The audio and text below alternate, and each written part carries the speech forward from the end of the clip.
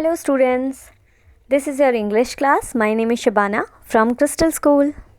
Good morning students. So today we are going to start a new chapter, that is chapter number 11, The Magical Picture. Okay, so about this chapter I would like to discuss something which is very imaginative, very magical. आपने काफ़ी सारी movies देखी होगी, काफ़ी सारे dramas देखे होंगे. There are few things which are not real, they are magical. For example, if you remember that pencil, Shaka Laka Boom Boom pencil, जो भी that character try to draw, it become real. As like as there are so many other things in the world, you can just imagine or you can just fantasize. It cannot be in real life. और काफ़ी बार आपने ऐसा भी देखा होगा कि आप बैठे हो और आपके दिमाग में ऐसा आता है कि if I have that super power, so मैं ये करूँगा वो करूँगा. आपको काफ़ी बार ऐसा होता होगा ना. लेकिन जस्ट इमेजिन कीजिए कि आपने कुछ इमेजिन किया, कुछ सोचा और वो मैजिक एक्चुअली में हो जाए तो आपको कैसा फील होगा. सो ये स्टोरी भी कुछ इसी तरह से है. It is about a picture. Now here you can see here, this is a frame of a picture. यहाँ पे एक फ्रेम बनी है, एक पिक्चर बना है. उसके अंदर there is a boat and sea. अब इस स्टोरी में ऐसा क्या होता है कि these three characters are over there in this frame. इन्होंने जो सोचा होता है वो रियलिटी में कन्वर्ट हो जाता है और उसके बाद वो लोग क्या फेस करते हैं, we will know about it in this story. Okay, so let us begin. First of all, warm up. Some fantasy story are magical things discovered in the ordinary world around us. A wild imagination is the key of great fantasy. Take a look at these everyday objects, work in pair and come up with imaginative magical uses for them. Now here आप ये देखिए, तीन चीज़ें दी हुई है और अब just imagine कीजिए कि आप इन तीनों चीज़ों में से ऐसा क्या मैजिकल सोच सकते हैं, क्या इमेजिन कर सकते हैं और उसके बारे में आपको बताना है. Like for example this light lamp. If I will have this imaginative और मैजिकल पावर, या फिर ऐसा कुछ मैजिकल यूज़ होता है इस नाइट लैम्प का, तो मैं इस नाइट लैम्प को देना चाहती किसी पुअर पर्सन को जिनके यहाँ पे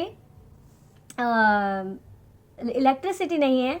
और मैं इस मैजिकल से इमेजिन करती या मैं इसे ऑर्डर देती कि without electricity it can work day and night for those who don't have electricity. As like as you can also imagine and create a story from these three things. Okay, now let us start the chapter. And now here in this chapter there are 3 to 4 characters. आपको उसे underline करना है so that you can remember it easily. First of all, Narnia is the name of siblings Edmund and Lucy's own private and secret country. Narnia एक जगह का नाम है जो एक सीक्रेट कंट्री थी सिबलिंग्स की. Sibling means brother and sister. उस ब्रदर एंड सिस्टर का नाम क्या था? एक का नाम था एडमंड जो ब्रदर थे और सिस्टर का नाम था ल्यूसिस. ओके, उनकी एक सीक्रेट कंट्री थी. जैसा आप इमेजिन करते हैं ना कि मैं एक ऐसे वर्ल्ड में जाना चाहूँगा जहाँ पे बहुत सारी चॉकलेट हो या बहुत सारे टॉयज़ हो या फिर बहुत सारी ऐसी चीज़ें हो जो आपने कभी देखी ना हो, like magical. Just like that only Edmund और ल्यूसी ने एक प्राइवेट कंट्री थी, उनकी खुद की सीक्रेट कंट्री थी जिसका नाम था Narnia. Okay, most of us have a secret country but for most of us it is only an imaginary country. हम काफ़ी लोगों की ऐसी कंट्री होती है, जैसा मैंने अभी आपको बताया, जिसमें से कुछ इमेजिनरी कंट्री होती है हमारी. Edmund and Lucy were luckier in that respect. Their secret country was real. They had already visited it twice, not in game or a dream but in reality. They had not there of course by magic which is the only way of getting to Narnia. अब Narnia जो जगह थी, जो Lucy और Edmund के दिमाग में थी, इमेजिनेशन में थी, वहाँ पे वो एक बार नहीं बल्कि दो दो बार घूम के आ गए थे, दो दो बार उन्होंने विजिट किया था। अपने ड्रीम में ही नहीं, गेम में ही नहीं, बल्कि रियलिटी में, रियल में। पर वो कैसे? मैजिक से। अब हम देखेंगे कि इस स्टोरी में ऐसा क्या होता है जो वो लोग नार्निया पहुंच जाते हैं, जो एक इमेजिनेशन होती है, इमेजिनेटिव कंट्री होती है, बट वो रियल में कन्वर्ट हो जाती है। वो उन्होंने जो सोचा होता है वो रियल हो जाता है। Here we begin this story. Here Edmund and Lucy are spending the summer with their cousin Eustace. But they miss Narnia and spend most of their time staring at a picture on the wall, a picture of Narnian ship. Cousins Eustace does not believe in either magic or Narnia. अब यहाँ पे क्या होता है कि वो लोग इस नार्निया सिटी में पहुंच तो जाते हैं, लेकिन कैसे पहुंचते हैं? By magic, of course by magic. But यहाँ पे जो एडमंड एंड ल्यूसी है वो अपने समर वेकेशन को बिताते हैं अपने कज़िन यूस्टस के साथ, पर साथ साथ में वो नार्निया को भी बहुत मिस करते हैं, जो उनकी सीक्रेट कंट्री होती है। और मोस्ट ऑफ द टाइम वो एक वॉल पर एक फ्रेम लगी होती है, पिक्चर लगा होता है, दिस इज़ द पिक्चर। सो वो पूरा टाइम इस पिक्चर को ही देखते रहते हैं। Most of the time steering means देखना, घूर घूर के देखना। तो वो पूरा टाइम अपने उस पिक्चर को ही देखते रहते थे, जिस पर वो एक नार्नियन शिप बनी होती थी। So this is the Narnian ship. अब जो यूस्टस था वो बिलीव नहीं करता था मैजिक या फिर नार्निया शिप या कोई ऐसी नार्निया सिटी या कंट्री के बारे में। But when he takes a closer look at the picture, he may have to change his mind. लेकिन वो जब भी अगर देखता उस पिक्चर को तो उसको ऐसा लगता कि शायद उसका माइंड चेंज हो सकता है। The thing in the picture were moving. Don't went the prow of the ship into the wave and up went a great shock of the sea spray. अब क्या होता है कि वो जैसे ही पिक्चर को देखते तो पिक्चर में भी जो नार्नियन शिप होती है वो मूव करती। आगे का जो पार्ट होता है, जैसे शिप के आगे का पार्ट होता है, फ्रंट पार्ट उसे कहेंगे प्रो, तो वो वेव आती तो वो प्रो पार्ट ऊपर हो जाता और बैक का पार्ट नीचे हो जाता। इस तरह से वो शिप मूव करती।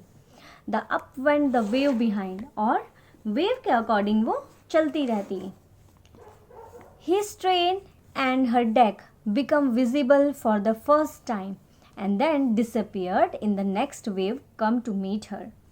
जैसे ही वो शिप के आगे वेव आती तो शिप का आगे का पार्ट छुप जाता, और जैसे ही वो आगे के पार्ट को कवर करके वो शिप पीछे की तरफ वेव जाती तो पीछे का पार्ट कवर हो जाता। मतलब कि जैसे वेव चलती उसके अकॉर्डिंग वो शिप चलती रहती थी।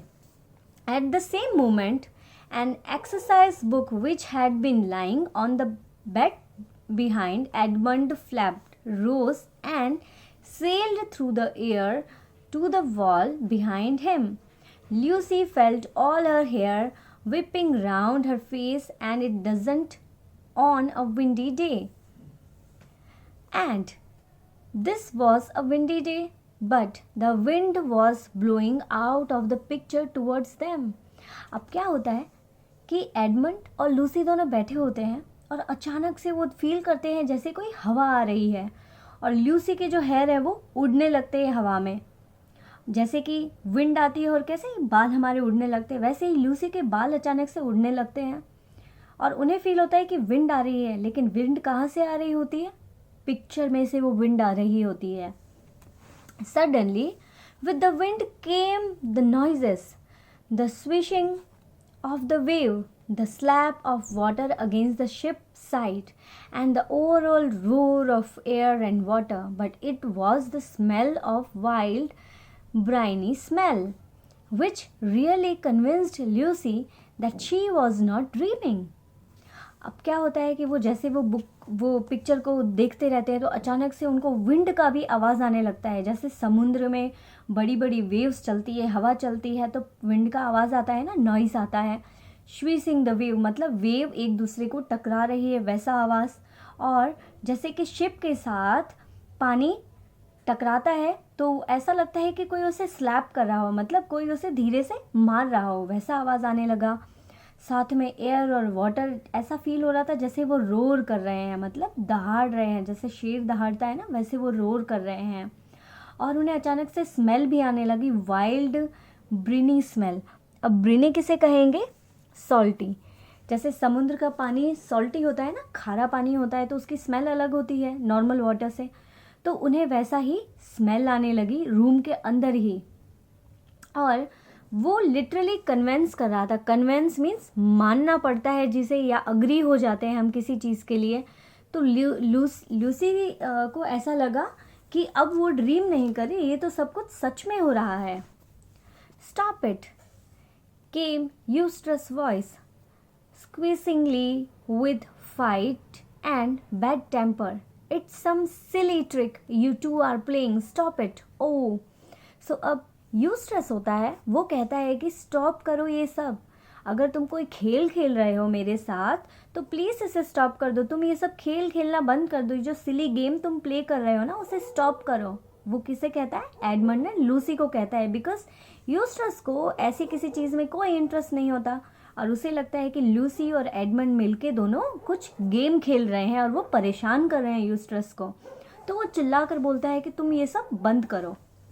A great cold salty wave had broken right out of the frame and smashed them all in the face. They were breathless and completely wet. तो अचानक से क्या होता है, एक अचानक से ठंडी और सॉल्टी वेव आती है और वो अचानक से उन लोगों, उस फ्रेम के बाहर निकल के धीरे से उन लोगों के फेस पर पानी उड़ाती है।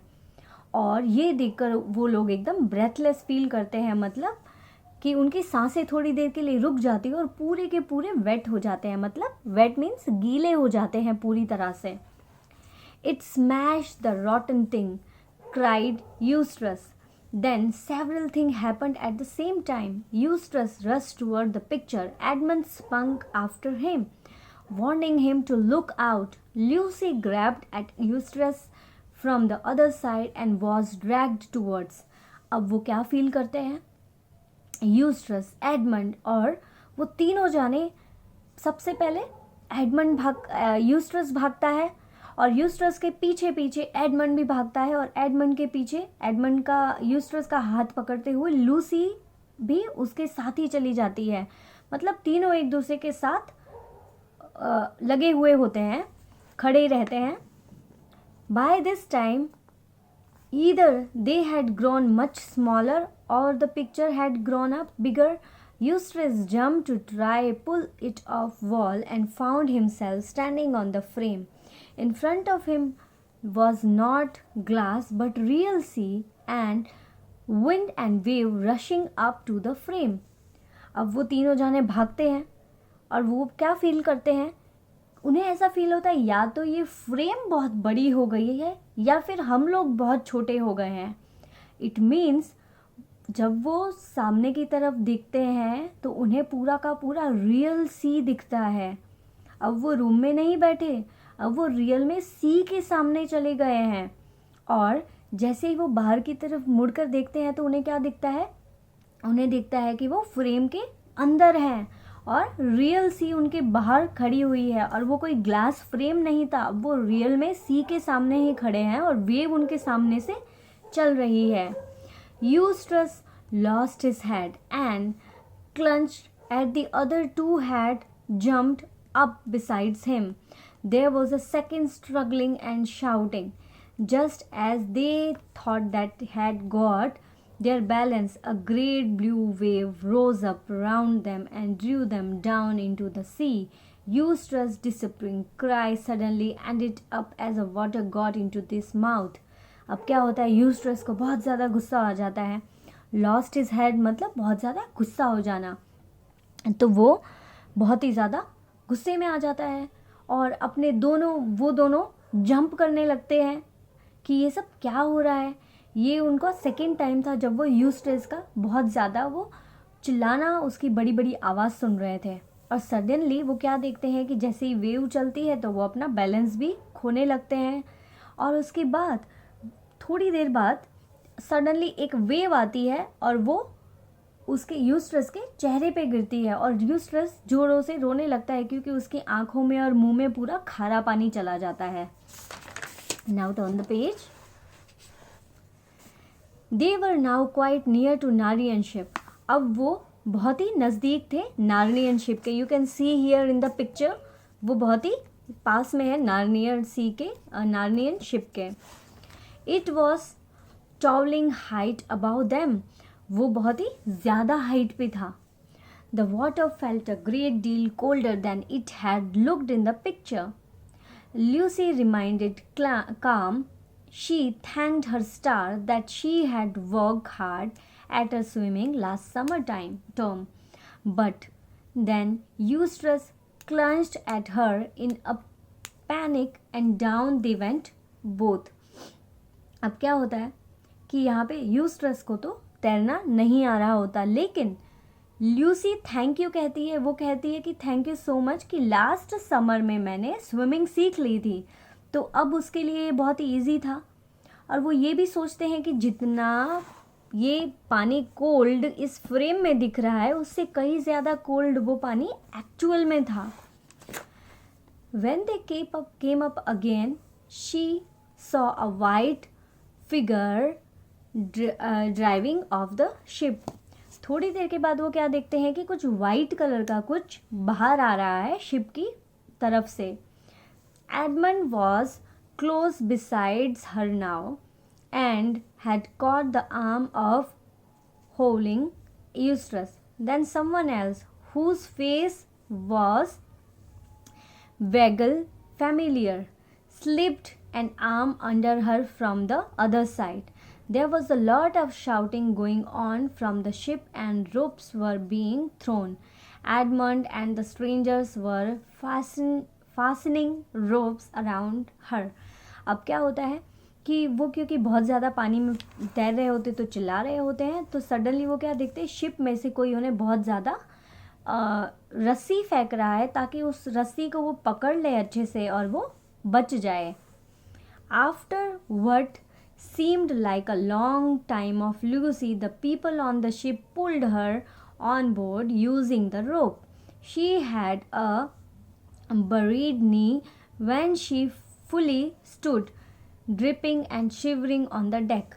अब क्या होता है कि वो जब रोप फेंकते हैं, जब वो रस्सी फेंकते हैं तो लूसी को वो धीरे धीरे करके ऊपर ले लेते हैं on board. On board means ship के ऊपर, शिप के डेक के ऊपर ले लेते हैं, जहाँ पे लोग बैठते हैं ना वो जगह पे लूसी को वो खींच लेते हैं. और लूसी पूरी वेट हो चुकी होती है, वो खड़ी रहती है, वो ड्रिप करती है, मतलब धीरे धीरे पानी उसमें से गिर रहा होता है और वो धीरे वो काँप रही होती है क्योंकि पानी बहुत ठंडा होता है और वो शिप के ऊपर खड़ी होती है. After her Edmund was pulled up and then the miserable Eustace. उसके बाद वो एडमंड को खींचते हैं और उसके बाद यूस्ट्रस को. Last of all came the stranger, a golden-haired boy, some year older than herself. अब क्या देखते हैं कि वहाँ पे गोल्डन हेडेड बॉय कोई वहाँ पे खड़ा होता है जिन्हें वो थोड़ी ज़्यादा एज वाला होता है. वो एक नया स्ट्रेंजर होता है. Caspian grasped Lucy as soon as she had breathed enough. For Caspian it was Caspian, the boy king of Narnia who they had helped to see set on the throne during their last visit. अब वो क्या देखते हैं कि वो जो strange boy होता है जिसके ऊपर गोल्डन कलर की उसने हैट पहनी होती है वो कौन होता है? कैस्पियन. अब लूसी जब देखती है उसे तो उसके मुंह से उसका नाम कैसे निकलता है? कासापियन. इस तरह से वो कहती है और उसकी ब्रेथ धीरे धीरे चलने लगती है, मतलब वो देखने लगती है कि ये क्या, ये तो कैस्पियन है जिसे हमने खुद किंग बनाया था और उसे थॉन पे बिठाया था. थॉन मीन्स राजगद्दी या राजा की जो चेयर होती है ना, उस पे हमने लास्ट ईयर बिठाया था जब उन्होंने विजिट किया था नार्निया में. Immediately Edmund recognized him too. और एडमंड ने भी उसे पहचान लिया. All three shook hand and clapped one another on the back with the great delight. तीनों एक दूसरे से हाथ मिलाते हैं और उन्हें बहुत अच्छा फील होता है. But who is your friend?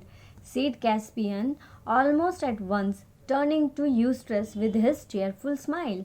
But Eustace was crying and would only yell out, let me go back, I don't like it. तभी कैस्पियन मुड़ के देखते हैं और बोलते हैं कि ये कौन है, आपने कभी इसके बारे में बताया नहीं, ये आपका फ्रेंड है.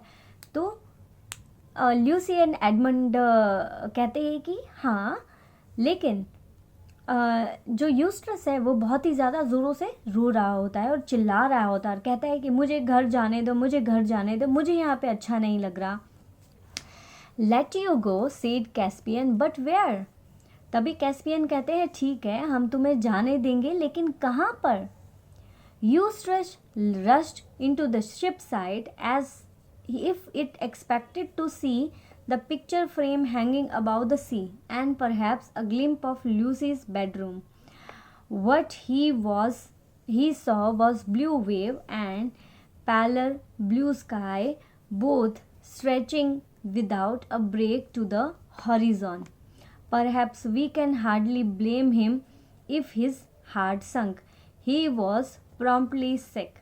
अब क्या होता है कि यूस्ट्रेस भागता है शिप की दूसरी तरफ. उसे लगता है कि शायद शिप की दूसरी तरफ मुझे बेडरूम दिख जाएगा लूसी का. जैसे उसे एक तरफ से उन्हें फ्रेम दिख रही थी, बिल्कुल वैसा ही उन्हें फील होता है कि मुझे लूसी का बेडरूम दिखेगा तो मैं वहाँ से जंप करके बेडरूम में चला जाऊँगा.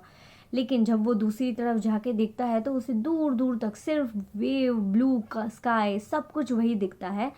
और हॉरिजॉन मतलब कि एक लाइन में पूरी उसे सिर्फ वेव और सिर्फ ब्लू वाटर दिखता है. कोई एंड नहीं होता जहाँ पे उसे उसका घर दिखाई दे सके.